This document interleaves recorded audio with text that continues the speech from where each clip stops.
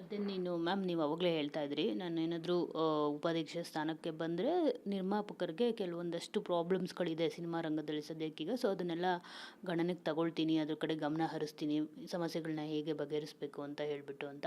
So ನೀವು ಜಂಬದ ಹುಡುಗಿ ಟೈಮಲ್ಲಿ ಆ್ಯಸ್ ಎ ನಿರ್ಮಾಪಕಿಯಾಗಿ ಮಾಡಿದಾಗ ಆವಾಗ ಅಕಸ್ಮಾತ್ ನೀವೇನಾದರೂ ಇಷ್ಟು ಬಡ್ಜೆಟ್ ಹಾಕಿದ್ರೆ ಎಷ್ಟು ಬಡ್ಜೆಟ್ ನಿಮಗೆ ರಿಕವರಿ ಆಗ್ತಾ ಇತ್ತು? ಅದರ್ವೈಸ್ ಆವಾಗಲೂ ಏನಾದರೂ ಲಾಸ್ ಆಗ್ತಾ ಇತ್ತಾ? ಯಾಕಂದರೆ ಈಗ ಎಂಥ ಒಳ್ಳೆ ಬಡ್ಜೆಟ್ ಸಿನಿಮಾ ಮಾಡಿದ್ರು, ಜೊತೆಗೆ ಸ್ಟಾರ್ಗಳನ್ನ ಹಾಕ್ಕೊಂಡು ಸಿನಿಮಾ ಮಾಡಿದ್ರೂ ರಿಕವರಿ ಆಗ್ತಾ ಇಲ್ಲ ನಿರ್ಮಾಪಕರಿಗೆ. ಯಾಕಂದರೆ ಆಡಿಯನ್ಸ್ ಇಂಟ್ರೆಸ್ಟ್ ತೋರಿಸ್ತಿಲ್ಲ ಸಿನಿಮಾ ನೋಡಬೇಕು ಅಂತ ಹೇಳಿಬಿಟ್ಟು. ಜೊತೆಗೆ ಸಿನಿಮಾಗಳು ಅಂಥ ಹೇಳ್ಕೊಳ್ಳೋ ಅಂಥ ಸಿನಿಮಾಗಳು ಕೂಡ ಬರ್ತಿಲ್ಲ ಅನ್ನೋ ಒಂದು ಆರೋಪ ಕೂಡ ಇದೆ. ಯಾವುದೋ ಕಾಂತಾರವನ್ನು, ಲ್ಯಾಂಡ್ ಲಾರ್ಡು ಈ ಥರದ ಸಿನಿಮಾಗಳು ಬರ್ತಾ ಇದೆ. ಬಂದರೂ ಸಹ ಜನ ಥಿಯೇಟರ್ಗೆ ಹೋಗ್ತಿಲ್ಲ, ಮೈಂಡ್ಸೆಟ್ ಚೇಂಜ್ ಆಗ್ತಿಲ್ಲ ಅವ್ರದ್ದು, ಓ ಟಿ ಟಿಗಳು ಎಲ್ಲ ಆಗಿರೋದ್ರಿಂದ.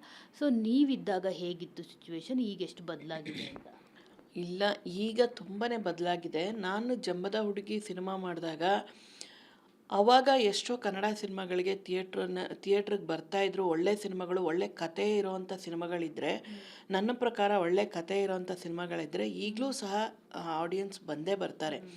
ಆದರೆ ಎಲ್ಲೋ ಒಂದು ಕಡೆ ಆ ರೀತಿಯಾದಂಥ ಕತೆ ಸಿನಿಮಾ ಮಾಡೋದ್ರಲ್ಲಿ ಎಲ್ಲೋ ನಾವು ಹಿಂದೇಟ್ ಆಗ್ತಾ ಇದೆಯಾ ಅಂತ ಒಂದು ಇದು ಯೋಚನೆ ಮಾಡ್ಬೋದು. ಆದರೆ ಕೆಲವೊಂದು ಏನಾಗುತ್ತೆ, ಕೆಲವೊಂದು ಸಿನಿಮಾಗಳು ಒಳ್ಳೆ ಕತೆಗಳು ಬಂದಿದ್ರೂ ಸಹ ನಿರ್ಮಾಪಕನಿಗೆ ಇವಾಗಿರೋ ಅಂಥ ಒಂದು ಪಬ್ಲಿಸಿಟಿ ಮಾಡದೇ ಇರ್ಬೋದು.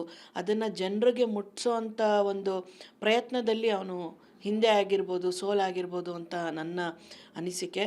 ನೋಡಿ, ಆವಾಗ ಒಂದು ಸ್ಟಾರ್ ಕಾಸ್ಟ್ ಮೇಲೆ ಸಿನಿಮಾ ನಡೀತಾ ಇತ್ತು, ಒಂದು ಹೀರೋ ಮೇಲೆ ಕತೆ ಮಾಡ್ತಾಯಿದ್ರು. ಆದರೆ ಇವಾಗ ಒ ಟಿ ಟಿ ಇದೆ, ಮತ್ತು ಅವಾಗೆಲ್ಲ ಸೋಷಲ್ ಮೀಡಿಯಾ ನಿಮಗೆ ಅಷ್ಟು ಇರಲಿಲ್ಲ. ಇವಾಗ ಏನಾಗಿದೆ, ಇವಾಗ ಸೋಷಲ್ ಮೀಡಿಯಾ ಚೆನ್ನಾಗಿದೆ. ಆಮೇಲೆ ಏನಂದರೆ, ಥಿಯೇಟ್ರಿಗೆ ಬರೋದಕ್ಕಿಂತ ಜಾಸ್ತಿ ಎಂಟರ್ಟೈನ್ಮೆಂಟ್ಸು ನಮಗೆ ಸೋಷಲ್ ಮೀಡಿಯಾದಲ್ಲಿ ಮತ್ತು ಫೋನ್ಗಳಲ್ಲೇ ಸಿಗ್ತಾ ಇದೆ. ಅದು ಒಂದು ರೀಸನು ಜನ ಥಿಯೇಟ್ರಿಗೆ ಹೋಗದೇ ಇರೋದಕ್ಕೆ. ಅಯ್ಯೋ, 3 ಗಂಟೆ ಕೂತ್ಕೊಂಡು ಅಲ್ಲೋ ಕೂತ್ಕೊಂಡು ಏನಕ್ಕೆ ಟೈಮ್ ವೇಸ್ಟ್ ಮಾಡೋದು, 2 ಗಂಟೆ ಫೋನ್ ನೋಡ್ತಾ ಇದ್ರೇ ಎಷ್ಟೋ ವಿಚಾರಗಳು ತಿಳ್ಕೊತಾರೆ. ಫೋನ್ಗಳಲ್ಲೇ ಸಿನಿಮಾಗಳು ನೋಡ್ತಾರೆ. ಪೈರಸಿ ಆಗಿ ನೆಕ್ಸ್ಟ್ ಡೇಗೆಲ್ಲ ಪೈರಸಿ ಇದು ಫೋನಲ್ಲಿ ಸಿನಿಮಾ ನೋಡ್ತಾರೆ. ಇದಕ್ಕೆಲ್ಲ ಒಂದು ಕಡಿವಾಣ ಹಾಕಬೇಕು. ಮತ್ತು ಇವಾಗ ಟಿ ವಿ ರೇಟ್ಸ್ಗಳಾಗ್ತಾ ಇಲ್ಲ ಅಷ್ಟು ಜಾಸ್ತಿ. ಎಲ್ಲೋ ಬೆರಳೆಣಿಕೆಯಷ್ಟು ಸ್ಟಾರ್ ಕಾಸ್ಟ್ಗಳಿಗೆ ಬಿಟ್ಟರೆ ಬೇರೆ ಸಿನಿಮಾಗಳಿಗೆ ತಗೋತಾ ಇಲ್ಲ. ಇವೆಲ್ಲ ಪ್ರಾಬ್ಲಮ್ಸು ಸಹ ಕೌಂಟ್ ಆಗುತ್ತೆ.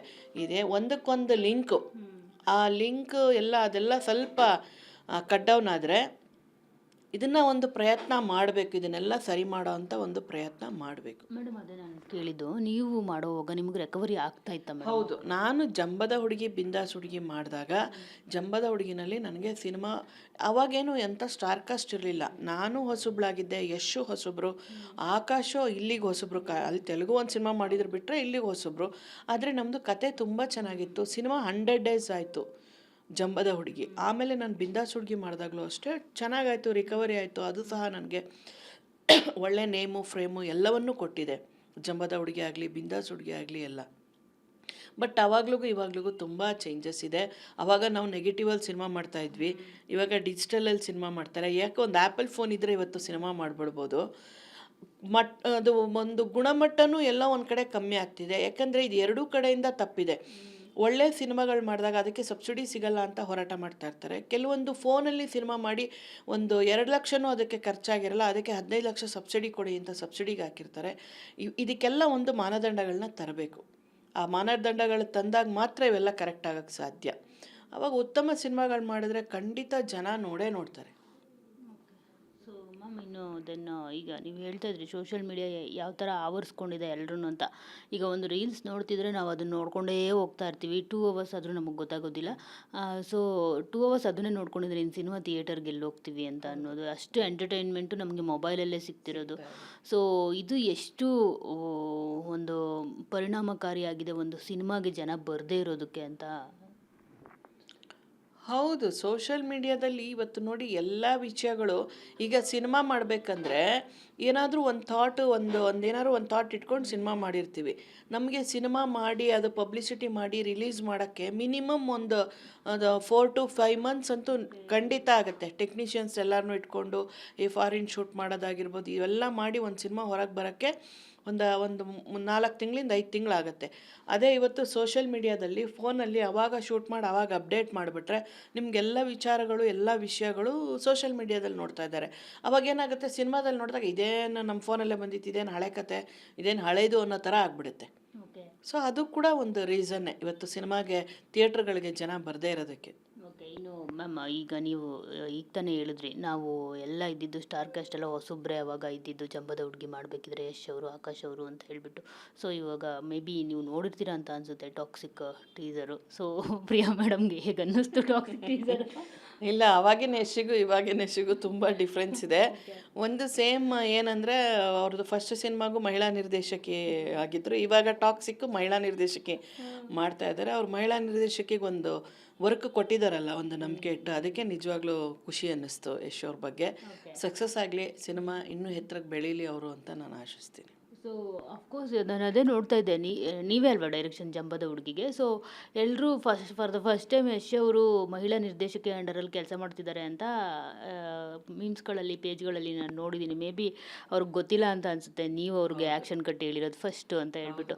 ಸೊ ಫಸ್ಟು ಮಹಿಳಾ ನಿರ್ಮಾಪಕಿ ಮಹಿಳಾ ನಿರ್ದೇಶಕಿ ಜೊತೆಗೆ ಕೆಲಸ ಮಾಡಿದ್ದಾರಲ್ಲ, ಅದು ಲಕ್ಕಾಗಿದೆ. ಸೊ ಹೇಗೆ ಮಾಡ್ತಾರಪ್ಪ ನಿರ್ದೇಶಕಿ ಅಂಡರಲ್ಲಿ ಅಂತ ಒಂದು ಮಾತು ಇದೆ, ಈಗ ಗೀತು ಮೋಹನ್ ದಾಸ್ ಅವ್ರ ಜೊತೆ.